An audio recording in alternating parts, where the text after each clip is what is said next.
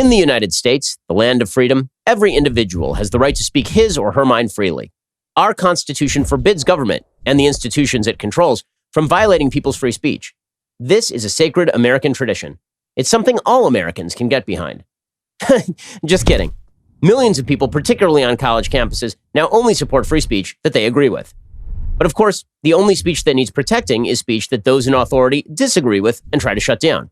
And on college campuses, lots of people don't agree with conservative speech. Conservative, as in limited government, individual freedom, traditional values, free enterprise. Scary topics, right? Well, in February 2016, on the campus of California State University, Los Angeles, or CSULA, a well-respected conservative student group called Young America's Foundation, or YAF, was planning to host me for a speech that would be free for all students to attend. The topic of my speech was, When Diversity Becomes a Problem. I speak often on college campuses, not just to conservatives, but to students of all political backgrounds. On every campus, I answer students' questions and give preference to those who disagree with me.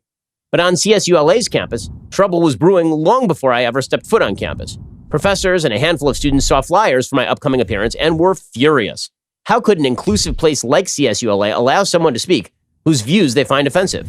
Some activists tore down flyers promoting the speech. Others threatened violence if the speech went forward.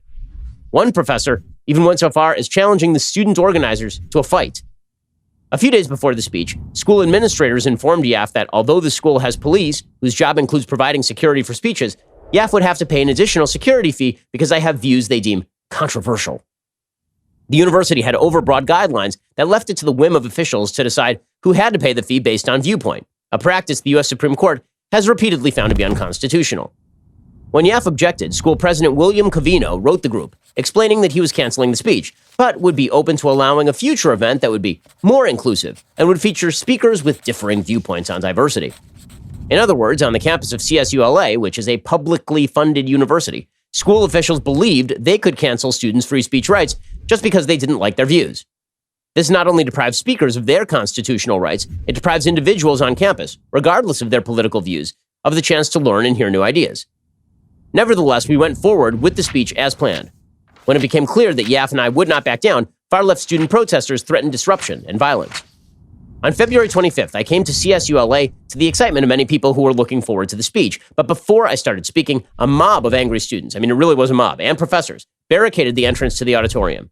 No violence, they were shouting. Ironically enough, sadly, campus police did nothing as the crowd blocked and even pushed and shoved students who tried to get in, violating their First Amendment rights and threatening their safety at the same time. Despite the mob's best efforts to bar anyone from hearing me, a handful of students managed to sneak their way in through a rear fire exit. But the outrage mob wasn't done. Someone pulled the fire alarm because in the mind of some people on the left, when a conservative speaks, it's an emergency. CSULA is by no means the exception. At campuses across the country, far-left administrators, professors, student activists try to shut down speech they disagree with. Why? Because they feel threatened when someone challenges their stronghold over campus thought. For its gross violation of First Amendment rights, YAF and I, with the assistance of Alliance Defending Freedom, fought back, suing CSULA for its discriminatory behavior. The result? CSULA quickly backed down, agreeing to abandon its practice of imposing security fees for events based on the speaker's viewpoint, to forbid viewpoint-based scheduling decisions, and to ensure that mobs won't ever be able to block access or otherwise disturb approved on-campus events again. You may be asking why a university would bother to violate its students' rights, if only to back down after being challenged. The hard truth is that on many campuses, no one fights back, and those students lose their rights. The lesson is that if Americans want to keep their rights, they need to fight for them, and never take them for granted.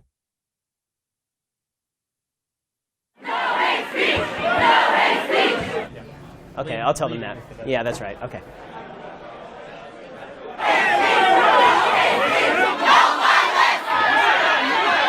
And there it is, gang. Guess what? They're not going to stop us.